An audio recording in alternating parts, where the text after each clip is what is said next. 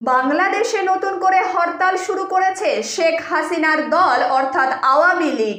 বর্তমানে বাংলাদেশে ইউনূসের নেতৃত্বে যে অন্তর্বর্তীকালীন সরকার গঠিত হয়েছে তার পদত্যাগ ও অপসারণ, নির্যাতন নিপীড়নের প্রতিবাদে আগামী 16 ও 18 ফেব্রুয়ারি দুদিন হরতালের ডাক দিয়েছে আওয়ামী লীগ।